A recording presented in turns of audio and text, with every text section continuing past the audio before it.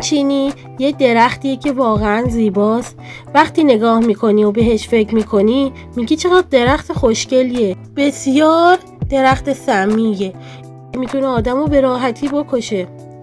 برگاش، پوستش، میوه‌هاش، حتی سایه اون حاوی سم هستن و سایش هم اینقدر پوستو میسوزونه، سوزش خیلی شدید مثل آتش سوزی رو دارین رو پوستتون تجربه میکنین. دلایل کاشت این درخت برای اینه که مناطق ساحلی بادهای خشک و سریع میاد. درخت ریشه قوی داره، یه جورای جلو بادو میگیره. از همه مهمتر توی صنعت رزین از این درخت خیلی استفاده میشه. اسب، لاک، رنگدانه‌های زیادی درست میشه.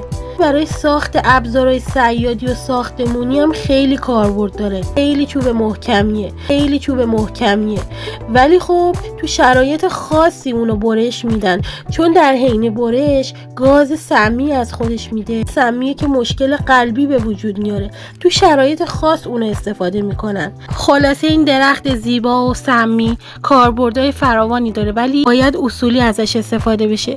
اگه درخت یا گیاه سمی خاصی میشناسین که میشه ازش گزارش تهیه کرد، ممنون میشم کامنت کنین. من تلاش میکنم ویدیوهام هر دفعه بهتر بشه. لطفاً با لایک کردن بهم انرژی بدین. با سابسکرایب کردن از من حمایت کنین. ممنونم.